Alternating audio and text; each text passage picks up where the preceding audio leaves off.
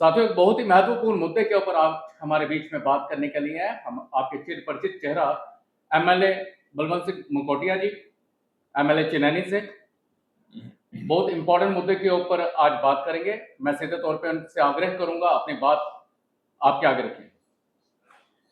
धन्यवाद दीप जी। जैसा कि आप देख रहे हैं कि आज पूरे देश भर में एक प्रोपेगेंडा ईसीआई के खिलाफ, देश के लोकतांत्रिक ढांचे के खिलाफ, देश की सरकार और खासकर प्रधानमंत्री जी के खिलाफ राहुल गांधी और उनके कुछ अलायंस पार्टनर जो विदेशी ताकतों के साथ मिलके हमारे देश को दुनिया के अंदर बदनाम करने की एक साजिश कर रहे हैं। आज मैं बताना चाहता हूं कि उन्हीं के अलायंस पार्टनर यहां जम्मू कश्मीर में जिन्होंने मेरे विरोध में चुनाव लड़ा, उन्होंने पहले दिन से, चुनाव से पहले भी उनकी हरकतें क्या थी, बाद में क्या हरकतें हैं, मैं उस पर नहीं जाना चाहता। लेकिन उन्होंने ये कहा कि मुझे चुनाव के बाद कि ये जो ईवीएम है, इसमें पहले तो उन्होंने कहा, बड़े डंडोरा पीटा, पूरी दुनिया को कहा कि मैं पहला दुनिया का शख्स बन गया कि जिसने रिकाउंटिंग कराई। और जब रिकाउंटिंग का दिन आया तो कहने लगे जनाब ये रिकाउंटिंग नहीं है, ये जो ईवीएम है उनकी चेकिंग है।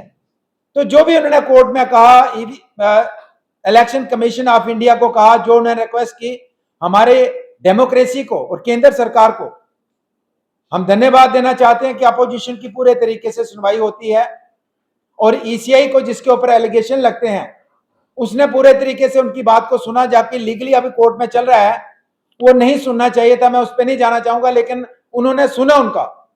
तो उसके बाद उन्होंने कहा कि जो देश के अंदर ये अलायंस पार्टनर, देश के विरोध वाले अलायंस इकट्ठे हुए हैं, जो ये कहते हैं वोट हम ए को डालते हैं तो वोट बी को चला जाता है, वोट बी को डालते हैं वोट सी को चला जाता है। तो उसी को लेके जो इंडिया गठबंधन के जो अलायंस पार्टनर मेरे विरोध में जो 16,000 के करीब वोटों से हारे, और 16,000 भी कौन से थे, नेशनल कॉन्फ्रेंस और कांग्रेस, उन्होंने मिलके, तीनों ने मिलके, कुछ और भी मिले थे, और नेशनल कॉन्फ्रेंस कांग्रेस का अच्छा वोट बैंक है, उसको निकाला जाए तो उनको 4-5 हजार वोट ही मिला अपना। लेकिन फिलहाल हम कहेंगे लगभग 16,000 की एक भारी डिफीट के साथ लोगों ने हराया।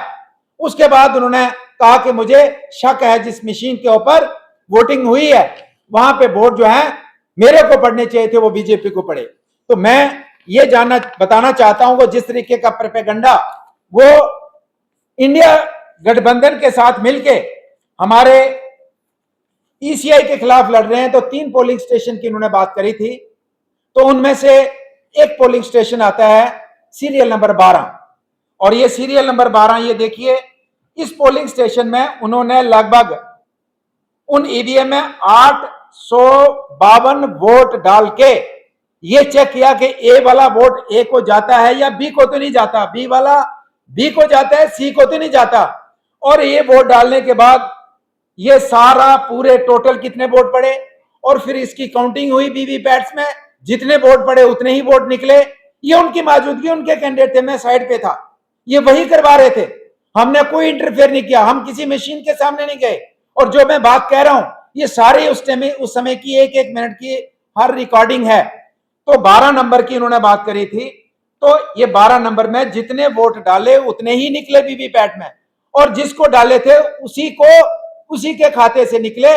और उसके बाद ये एक डॉक्यूमेंट है जिसके ऊपर वही कैंडिडेट, ये उनका नाम ये उनके सिग्नेचर देखिए, आप क्लोज अप कर सकते हैं, उन्होंने सिग्नेचर करके ये ऑथेंटिकेट किया कि जो 12 नंबर की मशीन थी इसमें कोई गड़बड़ी नहीं थी, इसमें जो भी हमने वोट डाले, जिसको डाले वो पड़े, उसी को गए, और वो वोट जितने थे उतने ही थे। तो ये उनके सिग्नेचर है, ये हमारे बाकी कैंडिडेट है, ऑफिसर के सिग्नेचर हैं।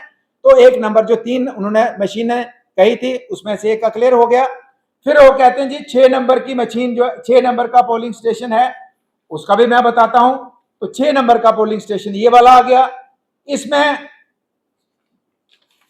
6 नंबर के पोलिंग स्टेशन में ये वाला आया दूसरा डॉक्यूमेंट, इसमें लगभग वो ये वोट डालते हैं 686 वोट डाल के वो चेक करते हैं कि ए वाला वोट ए को जाता है या बी को जाता है, और फिर 686 वोट वीवीपैट से चेक होते हैं कि क्या इतने ही वोट थे, कोई उसमें जितने वोट पड़े तो वीवीपैट में तो गड़बड़ी तो नहीं थी, तो वो भी कोई गड़बड़ी नहीं आती है। फिर इस 6 नंबर के पोलिंग स्टेशन पे भी वो ये सिग्नेचर करते हैं और कहते हैं कि जनाब जो इस मशीन में जो हमने किया वो ओके है, उनके सिग्नेचर, हमारे बाकी कैंडिडेट्स के सिग्नेचर।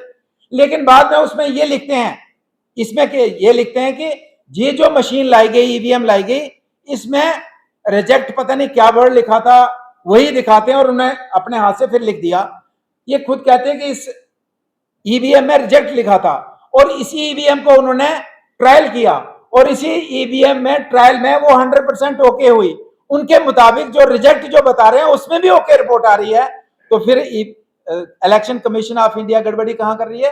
तो 2 पोलिंग स्टेशन 12 और 6 जिसके लिए उन्होंने अप्लाई किया था। फिर आते हैं कि 3 नंबर का पोलिंग स्टेशन जिन्हें उन्होंने अप्लाई किया था कि इसमें भी इसी तरीके से हम ट्रायल करना चाहते हैं। तो 3 नंबर का जो पोलिंग स्टेशन था उसके बजाय 2 को उन्होंने चुना और 2 की ये रिपोर्ट आती है। 2 में ये वोट डालते हैं जनाब 521 वोट डालते हैं और 2 नंबर का जो पोलिंग स्टेशन है उसकी ये डिटेल है, उसमें भी ये साइन करते हैं कि इस वाली मशीन में भी कोई गड़बड़ी नहीं है, जितने वोट डाले उतने ही वीवीपैट में चेकिंग में आए और जिसको जो वोट डाला उसी को गया, कोई गड़बड़ी नहीं है। अब शो डालते एक पेज निकाल के कि जनाब ये मशीनें खराब हैं, ये मशीनें खराब हैं। ये वाला पेज सभी पूरी दुनिया को दिखाया जा रहा है कि जनाब ये नॉन फंक्शनल है, नॉन फंक्शनल है। तो मैं आपको ये बताना चाहता हूं कि मैं लगभग 2 घंटे लेट गया। मैंने कहा मेरा काम नहीं है, उनको शक है वो दूर करें मुझे हालांकि मुझे आप बुलाया था, आप भी अपने लोगों को लाइए, लेकिन मैंने कहा ये कोई मेरा तो मसला है नहीं। लेकिन 2 घंटे में मुझे पता लगा कि अंदर गुंडागर्दी चल रही है और जो इंजीनियर आए उनके ऊपर दबाव बना के जबरदस्ती मशीनों को ये कहा जा रहा है कि इसको रेड फ्लैग लगा के इसको नॉन फंक्शनल बताइए, और उस गुंडागर्दी की पूरी तस्वीरें उसमें मौजूद हैं और ये भी आने वाले समय में ये पूरा रिकॉर्डिंग है, ये भी बताया जाएगा। और मैं ईसीआई को कहना चाहता हूं कि इस तरीके की गुंडागर्दी करने वाले लोग जो आपकी बात भी नहीं मानते, उनके ऊपर कम से कम रिस्ट्रिक्शन होनी चाहिए कि वो चुनाव ना लड़ पाए। और मैं इनकी बात नहीं है, जो भी करता है। और मैं ये कहना चाहूंगा कि ठीक है, उन्होंने कहा कि पहली मशीन का जो उन्होंने कहा कि उसमें क्लॉक एरर आया, तो उसमें जो उन्होंने लिख के लाया था उसमें जो एसओपी थे, उन्होंने कहा कि किसी मशीन में कोई अगर क्लॉक एरर आता है तो आप दूसरी मशीन ले सकते हैं। तो आप उठ के बाहर आ जाना चाहिए था, आपने कहना मुझे दूसरी भी नहीं चाहिए। आपने जबरदस्ती दूसरी भी मंगाई, तीसरी भी जबरदस्ती आपने कहा कि रिजेक्ट है, चौथी भी रिजेक्ट कराने की बात कर रहे थे। लेकिन मैं पहुंच गया और जब मैं पहुंचा तो पहले की भी काउंटिंग बराबर आई। फिर मैंने जाते ही कहा, उसकी रिकॉर्डिंग भी वहां होगी, मैंने कहा भाई साहब मुझे पता चला है यहाँ पे गुंडागर्दी दिखाई जा रही है, यहाँ पे दबाव बना के हमारे इंजीनियर को प्रेशराइज किया जा रहा है कि आप रेड फ्लैग लगाइए और यहाँ गुंडागर्दी नहीं चलेगी और कोई भी व्यक्ति यहाँ पे दबाव में ना काम करेगा ना दबाव कोई बनाएगा। बस इतनी सी बात कहनी थी। उसके बाद वो सारी काउंटिंग हुई, कोई रेड फ्लैग नहीं, कोई मशीनों में गड़बड़ी नहीं, कोई दबाव नहीं। तो ये एक आदत है उनकी कि हर चीज को दबाव करके, हर चीज में प्रेशर करके, हर चीज में गुंडागर्दी करके वो साबित करना चाहते हैं। जब 16,000 लोग वोटों से आप हार गए, आप रेड फ्लैग लगाइए और यहाँ गुंडागर्दी नहीं चलेगी और कोई भी व्यक्ति यहाँ पे दबाव में ना काम करेगा ना दबाव कोई बनाएगा। बस इतनी सी बात कहनी थी। उसके बाद वो सारी काउंटिंग हुई, कोई रेड फ्लैग नहीं, कोई मशीनों में गड़बड़ी नहीं, कोई दबाव नहीं। तो ये एक आदत है उनकी कि हर चीज को दबाव करके, हर चीज में प्रेशर करके, हर चीज में गुंडागर्दी करके वो साबित करना चाहते हैं। जब 16,000 लोग वोटों से आप हार गए हैं, क्या साबित करना चाहते हैं? और फिर 101% जो आपने जो कहा वो ईसीआई ने कहा किया और उसके बाद रिजल्ट भी 100% रिजल्ट आता है। एक भी वोट में गड़बड़ी नहीं पड़ती है, एक भी वोट गड़बड़ नहीं होता है। और उसके बाद आप क्या दिखाना चाहते हैं? बाहर आकर नारा करते हैं कि वोट चोर, शर्म आनी चाहिए। इस तरीके का नेगेटिव प्रोपेगेंडा अपने देश के खिलाफ, अपने देश के लोकतांत्रिक ढांचे के खिलाफ विदेशी ताकतों के साथ मिलकर आप अपने देश को बदनाम करते हैं। जस्ट इसके लिए कि आप हार गए चुनाव और लोगों ने हरा दिया आपको। हारे नहीं, हरा दिया और मुझे जता दिया, मेरा क्या कसूर है, लोगों ने वोट दे दिया। तो इसलिए मैं आउट राइटली, मैं और भारतीय जनता पार्टी उनके इन क्लेम्स को, उनके इनके झूठे आरोपों को टोटल पूरे तरीके से खारिज करती है। और जो उन्होंने कहा इलेक्शन कमीशन ने किया, और करने के बाद जो उन्होंने जिस तरीके से चेकिंग मशीनों में की, और उसके बाद किसी किस्म की कोई गड़बड़ी नहीं थी, और जो मशीनें बार बार दिखा रहे हैं ईवीएम को ये डिफंक्ट थी, वो उन्होंने वहां गुंडागर्दी करके, मैं वर्ड यूज कर रहा हूं, गुंडागर्दी करके, जबरदस्ती करके और प्रेशराइज करके किया है, जिसकी वीडियो रिकॉर्डिंग आने वाले समय में कोर्ट के अंदर भी दिखाएंगे हम। तो मैं यही कहना चाहूंगा कि उनके जितने भी आरोप हैं बेबुनियाद हैं, और पूरे तरीके से जो है परसों का जो उधमपुर का जो ईवीएम का जो 3 ईवीएम उन्होंने मांगी थी, उन्होंने मैं चेकिंग करके उन्होंने साइन करके दिया है कि इसमें कोई गड़बड़ी नहीं है। उसके बाद मुझे लगता नहीं है कि कोई सवालिया निशान की गुंजाइश है, इसलिए उनके आरोप जो है टोटल बेबुनियाद है। Thank you very much.